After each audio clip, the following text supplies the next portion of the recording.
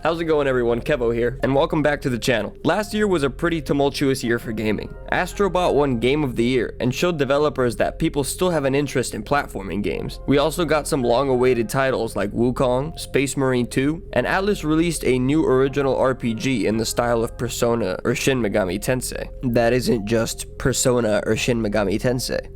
Kind of. But on the other side of the spectrum, we saw some of the industry's biggest failures ever. Concord failed disastrously and cost Sony a whopping $400 million. Ubisoft launched the world's first quadruple A game, Skull and Bones, which was supposed to be like Assassin's Creed 4 Black Flag, but online, with a massive open ocean and many islands to explore. It was meant to be a generational leap in technology compared to current AAA games, but the only leap it made was straight into the trash, because this shit was ass, with 4 A's. But neither of these failures will be the topic of today's video. Instead, we'll be focusing on the second biggest failure of 2024, Suicide Squad Kills the Justice League. Released in February of last year, the game was meant to be a co-op game where you and 3 other friends could play as the 4 members of the Suicide Squad and traverse Metropolis on a mission to kill the Justice League, who have been brainwashed by Brainiac. The game failed to meet WB Games' sales expectations, and Rocksteady announced end of support for the game in January, following the final post-launch story update.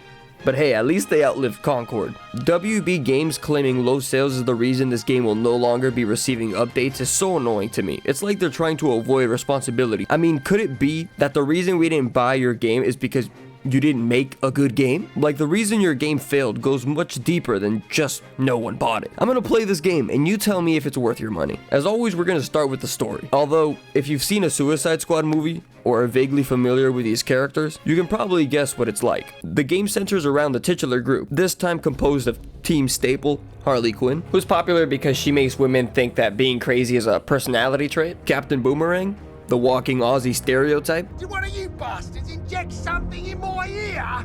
Deadshot, the straight man. I don't know, he's kind of boring to me. He loves kids, I guess. Alright, look. We're all villains here. With you so far. But injecting a little girl with a brain bomb, that seemed like a lot to anyone else? And not any little girl, my little girl. Oh, that came out weird. She is no mere child. And King Shark, the massive anthropomorphic man-eating shark with a small brain but a big heart. Harley is right. We are Task Force X. Together, we are unstoppable. Join me! Are you kidding? Too soon.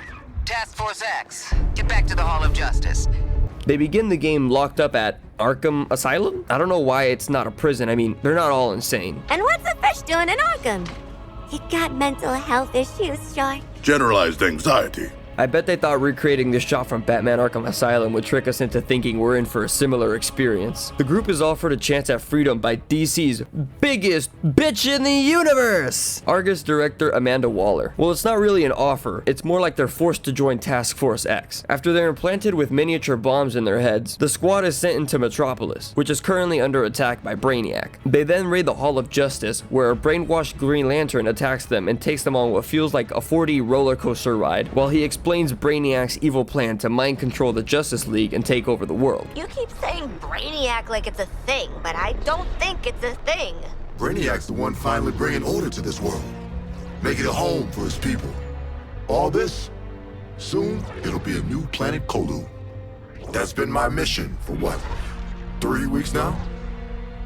Of that and securing loose metahumans. But looking at you, I don't see the potential. Either way, we'll put you to good use. The Flash saves him, but he's quickly wounded and then captured by the brainwashed members of the Justice League, leaving Wonder Woman as the only member of the Justice League who was not brainwashed. The team encounter her soon after the Green Lantern roller coaster in the Hall of Justice again, but she refuses to work with them since Waller has ordered the squad to kill the Justice League and end their threat. We trusted you, let you live among us. Now your friends are slaughtering the people they swore to protect. You're the last one left, Diana. You need to work with us. They have been enslaved by something terrible. Their minds are not their own. I will find a way to bring them back. We will defeat Brainiac and end this madness. She won't do what needs to be done. Can't do it. Too damn honorable. That's where you come in. Task Force X, your new mission is to kill the Justice League. We've got no chance. I've eaten fish tougher than this bloke. I knew this day might come. The game's got a lot of problems, but the story is the least of its worries, honestly. Now, it's not the best. I don't understand how this takes place 5 years after the events of Arkham Knight, but in that game, Deadshot was a white dude, and now we're told that that was actually an imposter, and that he was killed by this guy, who's the real Deadshot. Right, no other reason for that change. Also, King Shark and Captain Boomerang are supposed to be dead by the end of Arkham Knight, but they're alive in this game. That takes place 5 years later. They don't really explain how that makes any sense. But if you ignore the fact that this game is somehow supposed to be connected to the Arkhamverse, which honestly was just done to try to trick people into buying this game thinking that it's gonna give them some sort of closure on the Arkhamverse, it's got a decent plot, though they don't exactly make it easy to ignore.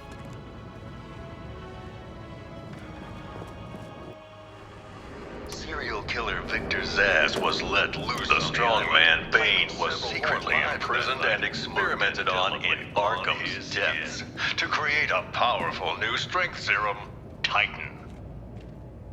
Harley Quinn, once a promising young psychiatrist, she returned to the asylum to terrorize it as Joker's sidekick. Every gal has a phase they regret. Maybe mine happened to get me consecutive life sentences. The dialogue between the Suicide Squad and the other characters is one of the few good parts of this game. The team have pretty good chemistry, and I found myself genuinely laughing at times. Just picture it. Harley Quinn kills the Justice League. Oh, Sidekick's got something to prove now that the boyfriend's dead. Sidekick?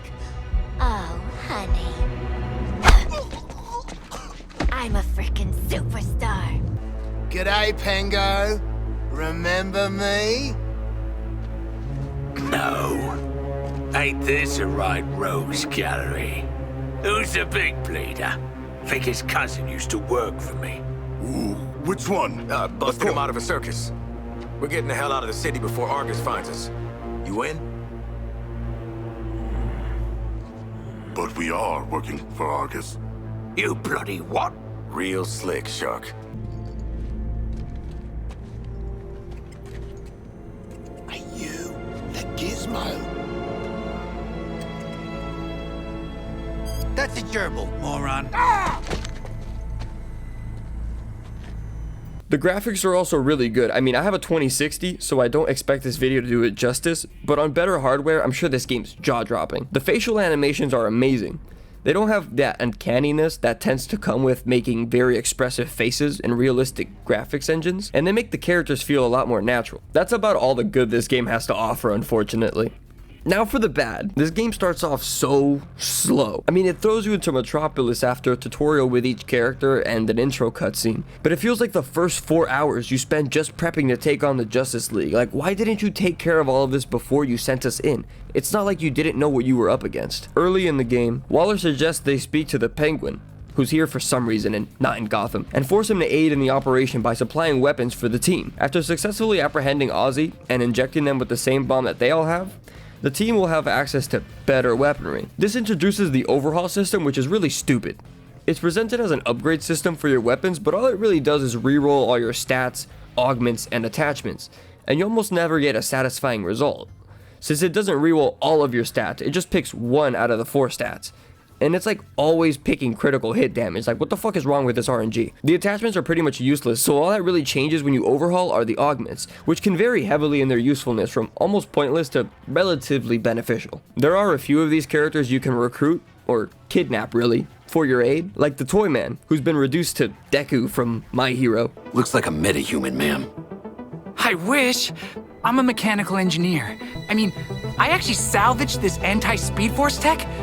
I was working on something just like it to get the Flash's autograph. Boring! Shut up, nerd! He grants you the incredibly useless ability to choose what specific augment you want to change, as well as giving you a list of new ones to choose from. But you can only change one per weapon, so I never used this shit. The buffs are so minuscule, I didn't even bother. You can also recruit Gizmo, who gives you access to these flying vehicles that are incredibly useful at killing enemies quickly. But you only get to use them in Gizmo's own missions, and maybe a few times in the campaign, but not nearly enough. I almost forgot they were in the game. And then you've got Poison Ivy, who looks like Bjork in this game for some reason. I don't know, maybe it's just me.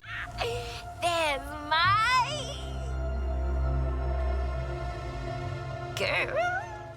She's honestly probably the only useful person working for us against her will. She can apply afflictions to your melee weapons and grenades, like ice, allowing you to freeze enemies in your vicinity and take them out much easier. You can also unlock Venom Affliction, which makes enemies aggro toward each other, as well as fire and lightning. Now, what the fuck about this ability feels like an actual extension of Poison Ivy's powers? I'm not sure, but she's lucky she's extremely useful. Otherwise, I'd be unable to overlook the fact that Poison Ivy, the grass woman, can use fire to damage her opponent. You know, I don't even care. It really sucks because instead of characters like the Penguin and the Toymaker allowing you to unlock unique abilities for each character's weapon that would change the playstyle of that character drastically, you instead get just a bunch of AI generated RNG percentage increases.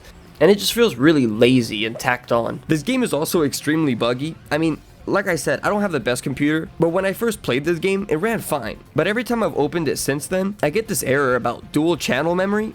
I have 32 gigabytes of DDR4 RAM, and when researching this problem, I saw many replies about it being a bug, which I'm more inclined to believe, since the other answer was that my RAM was installed incorrectly. But I haven't removed my RAM recently. I mean, I think Space Marine 2 would be giving me similar problems if it was on my end. Trying to play with friends is a freaking nightmare, and I mean, it shouldn't be, considering this is a co-op game, and that's kind of the whole point of playing it. But after closing and opening several lobbies, and finally getting the game to work, it still might just kick you out for no fucking reason. Look at this right here, Kevin. What? Do you see this right here? The Wonder Woman? No, the Welcome All Heroes sign that's gay. No. The pride flag. I don't see it. Mine's, the loading screen's different. My loading screen is Wonder Woman. Loading screen. Nigga, I'm in the Hall of Justice. Oh, I got a loading screen. Are you not in here with me? No, you left. It's to kick you out. What? Why? Because this game is great. Why did because all three of us aren't together, obviously. Cannot join current session while the squad are viewing a cinematic sequence. Please wait. But I was part of the squad, though. Also, there's this part where Green Lantern locks you into the stadium, and you're supposed to try and leave before he actually locks you in, but the game, like, glitches out. It feels like it's not something you're supposed to do, but it won't trigger until you do.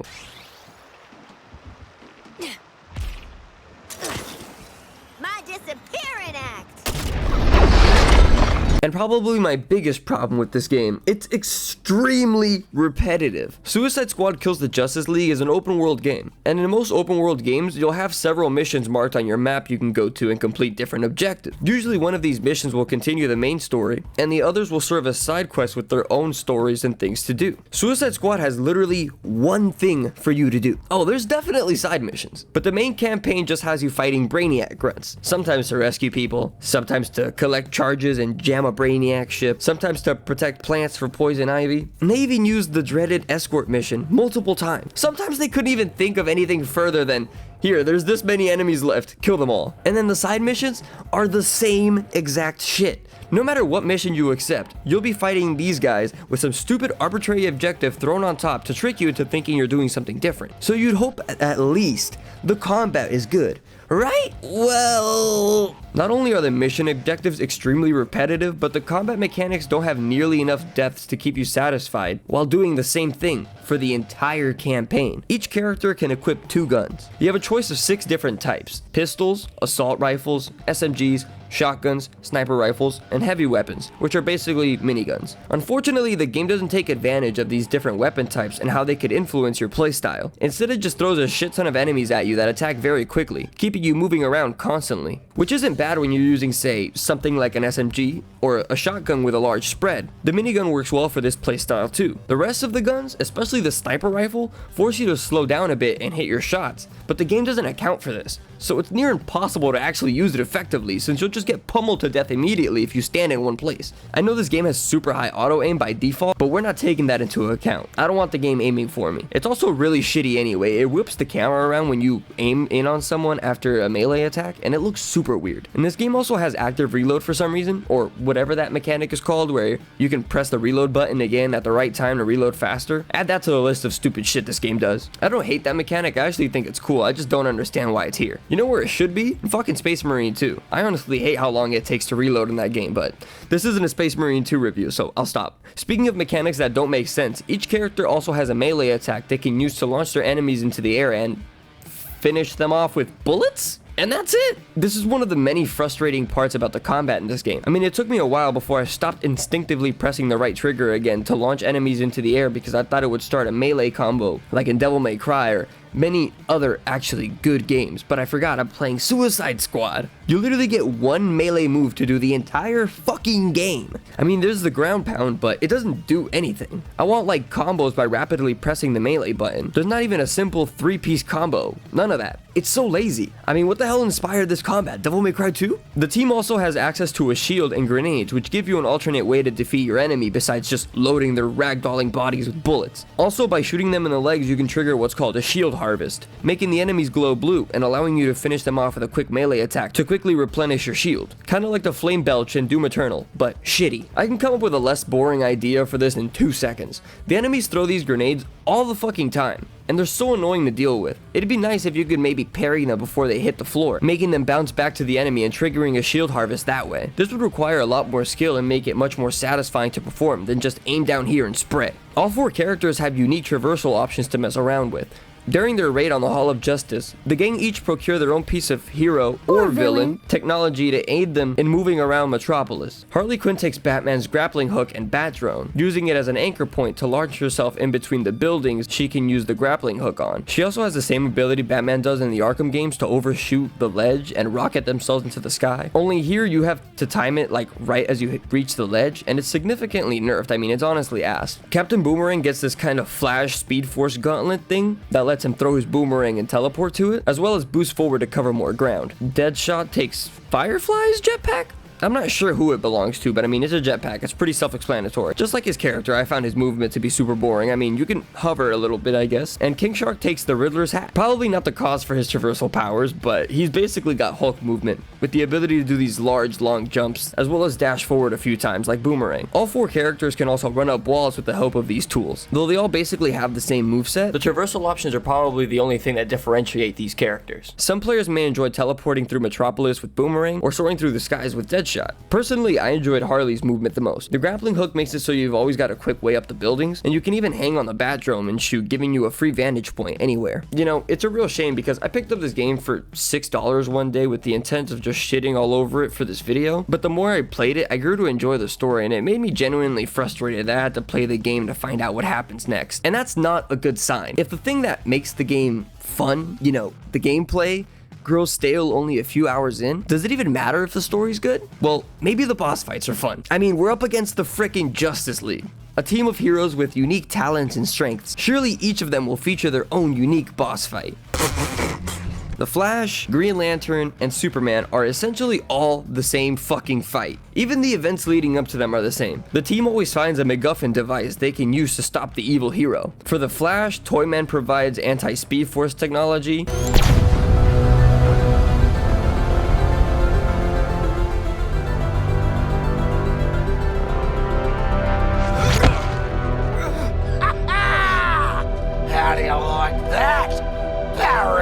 For the Green Lantern, the team finds the Yellow Lantern. Yellow Lanterns? Better be... Did you get those from a gumball machine? Damn, they're tiny. Doesn't matter. We heard they break a lantern's will. How's your will doing? Look at me, convict. I'm feeling fresh and relaxed. How you feeling, Floyd? Goddamn peachy. Ready to kick your ass. How you feeling, people? I'm kinda zoned out. Y'all are stomping all over my moment here. And then for Superman, Lex Luthor designs gold kryptonite. Gather up, squad. Luthor made us glow sticks.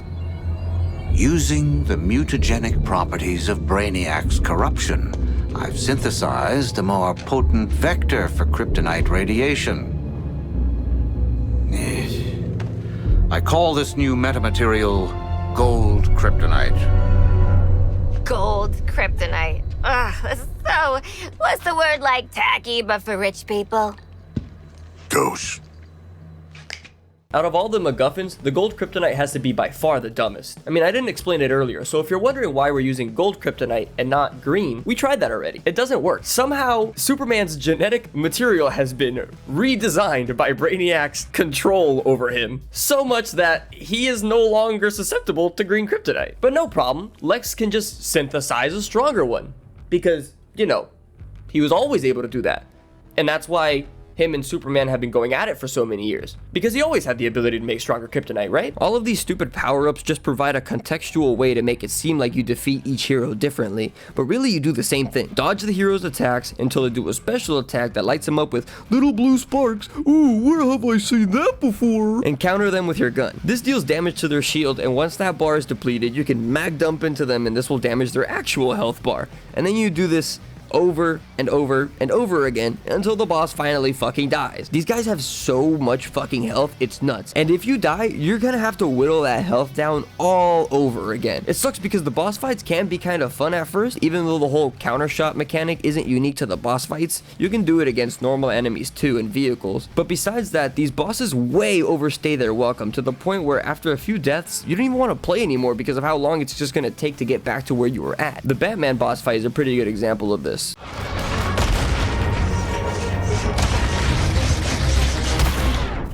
Oh my god.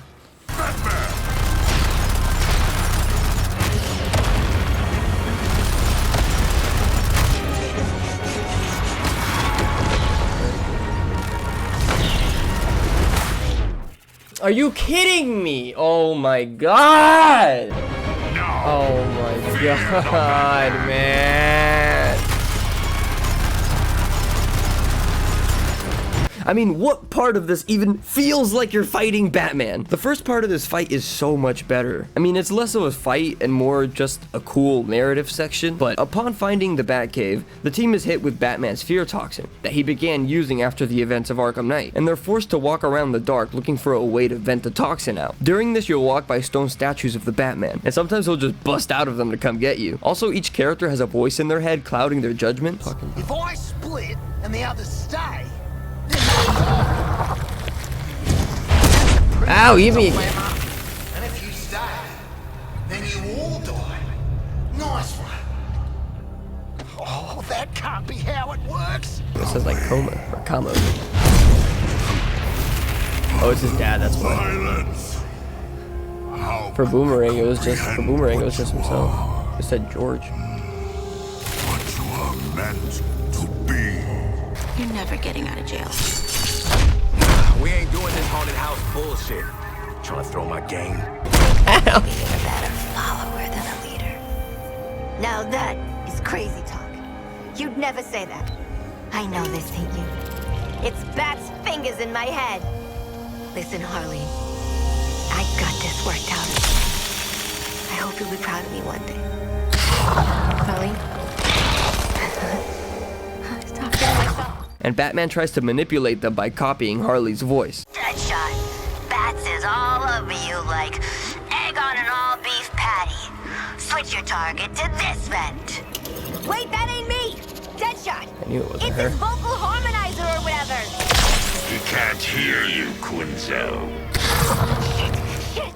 It's really cool, and I like that they tried something different, even if it was only for a small part of the game. At least we still have the Brainiac fight to look forward to, right? There's no way that they could possibly make this fight feel boring or repetitive too, right? No, I thought we'd try something a bit different, just for fun.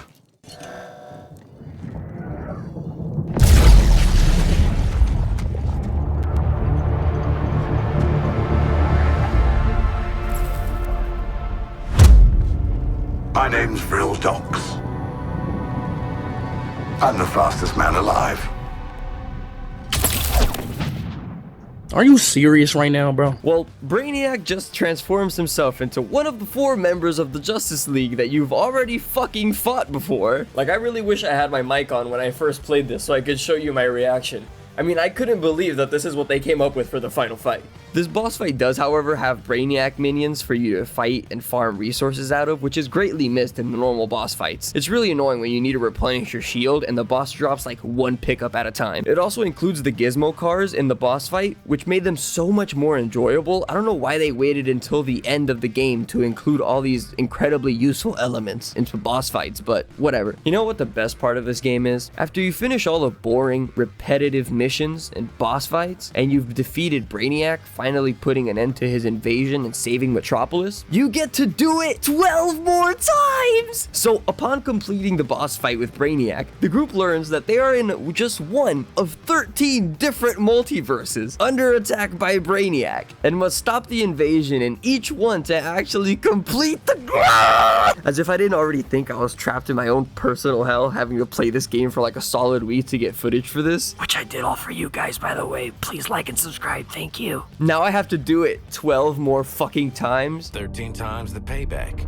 Yeah, I'm good, bro. This was done to extend the game's lifespan since it's a live service game, and probably was the biggest nail in the coffin for this game pre-launch. It was clear early on that this game was just going to be a pretty open world sandbox with enemies and collectibles to explore with friends while wearing all sorts of silly costumes, doing emotes and win poses that you purchase for real money. But shit, if that's going to be the case, make the game fucking free. Don't make it a $70 AAA title. The live service aspect just ruins a lot of the immersion with the story too. Like when I was finally reaching the end, unaware that I was being led into the same fucking fight that I already played, I legitimately was excited to fight Brainiac, and then I realized you have to pay to fight him? Not with real money, but with an in-game currency that you can attain by completing certain missions that unlock once Brainiac becomes your next target. Yeah, I was really confused as to why I needed to pay to fight Brainiac at first, but then I realized it's because you're meant to fight him multiple times with friends, and it just kind of threw me out of it. I mean, it doesn't have that same effect of getting to finally just fight the main bad guy after going through so much. It's like, hey, come do this random generic video gamey step first.